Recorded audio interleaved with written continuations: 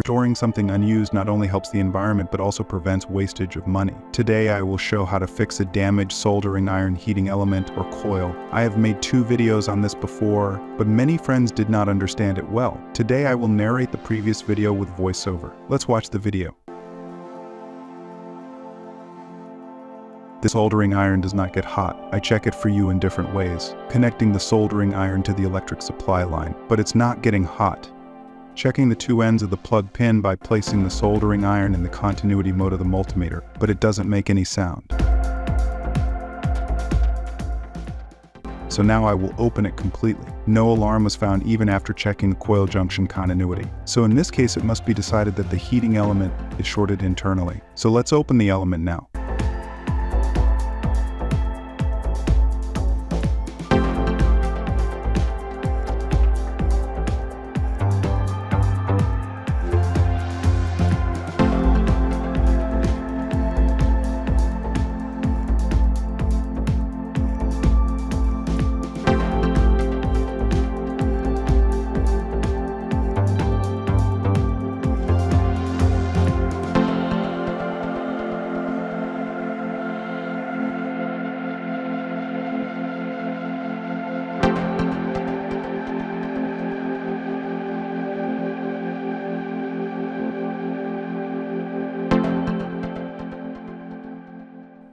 The coiled wire you see on the top of the Elementor is actually thin iron wire used to hold the inner coil and silicone paper tightly together.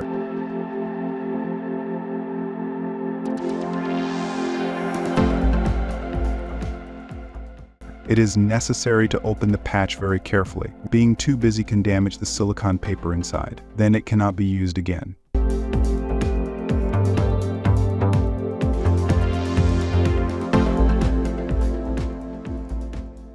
This silicone paper, which does not conduct electricity. After removing the silicone paper, the thin wire on the round pipe is now visible. This wire is called chromium or nichrome 8020 nickel chrome or chromium alloy. A little observation shows that one pole of the power supply is on the top and the other one is coming out of another layer inside. I am checking the continuity at the end patch of the coil or chromium wire on the left side with the top pole on the right side to check the top layer. It appears that continuity is showing on the top layer, but continuity is not showing in both poles of this heating element, so it must be assumed that the coil is shorted or disconnected from the inner layer. That's why I'll expose the top layer.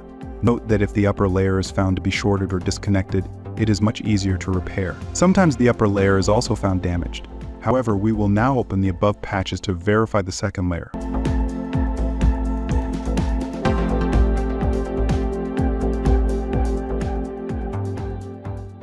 Chromium wires obtained after exposing the above patches must be collected, as these wires will be recoiled.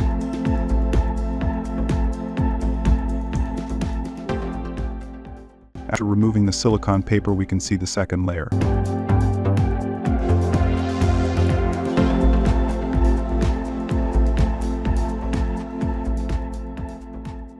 Note here that the patches are faintly visible in the middle of the layer. I added a little glue so that the layer patches don't get damaged.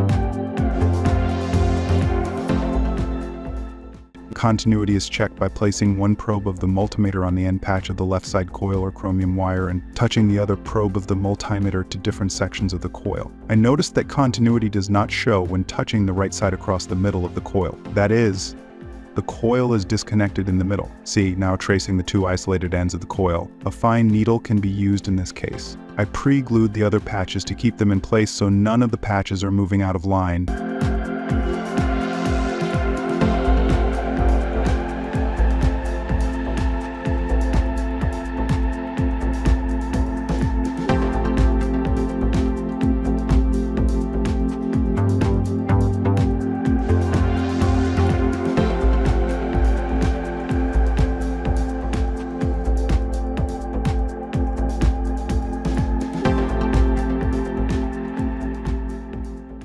Now connecting the disconnected ends found, this connection must be tied tightly. If it is weak, it will spark here and then separate again. I connected both wires together.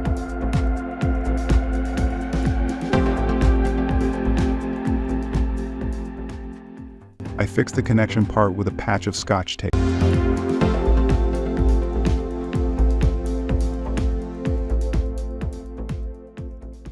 Now make a silicone paper sheet using wide Scotch tape as silicone paper will be reused. Watch the video carefully and you can too.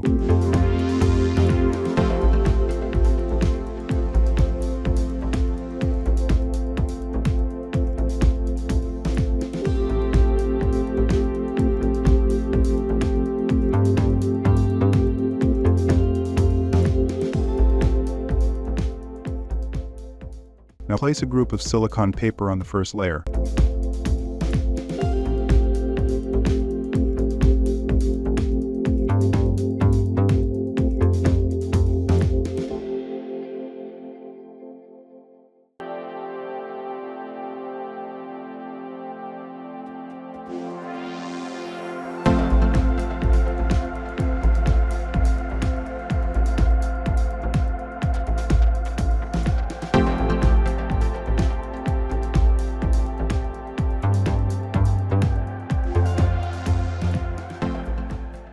At the end of the first layer coil, a bond should be placed at a small distance from the metal body. Care should be taken that the metal pipe does not touch the coil.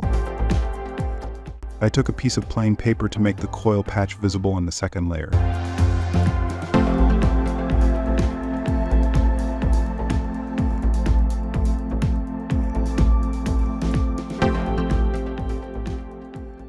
I applied a little glue to stick on the first layer of the heating element. I placed the paper on the first layer.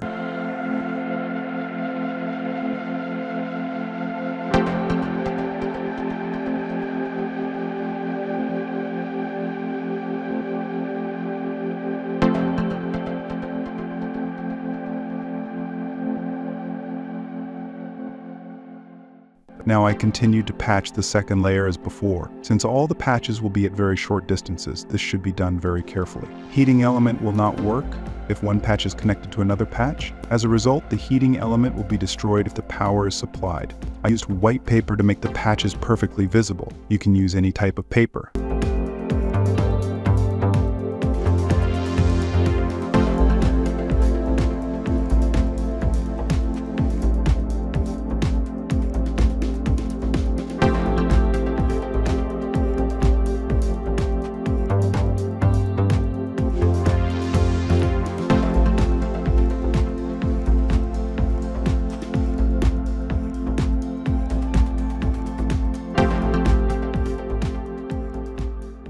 When coil patch is finished, connect the second pole as shown in the video. The pole must be patched several times with the remaining wire so that the attached wire does not come loose easily. Note well.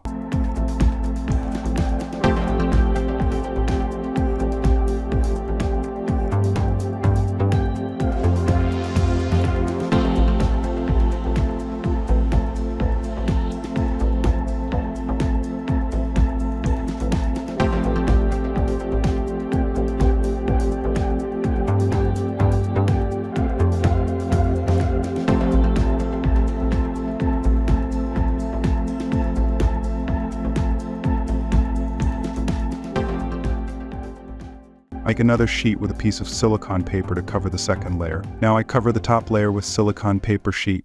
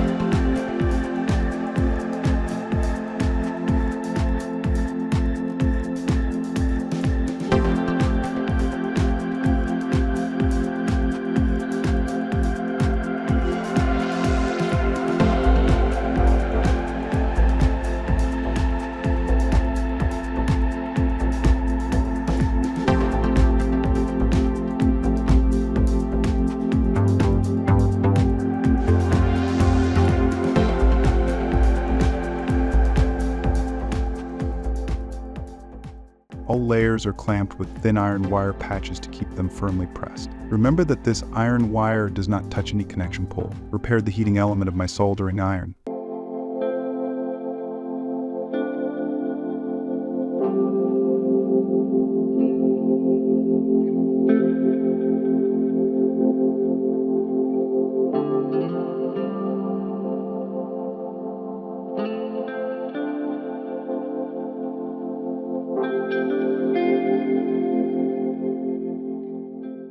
Now check the continuity. Wow, it provides continuity sound beep. Now let's proceed with the rest of the sequence of how to install the heating element of a soldering iron. Watch the rest of the video without skipping.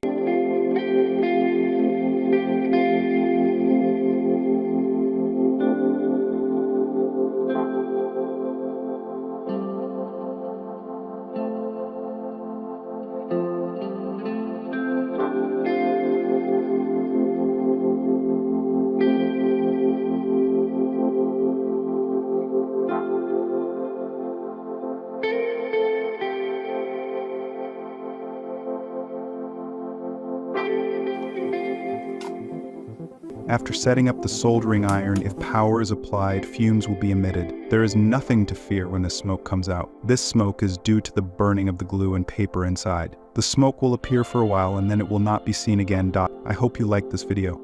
If you like this video, don't forget to press like button and share to your friends. Stay tuned by subscribing to my channel and press the bell button to get the next video. How is the video and how to make it better? You can write your opinion in the comment section.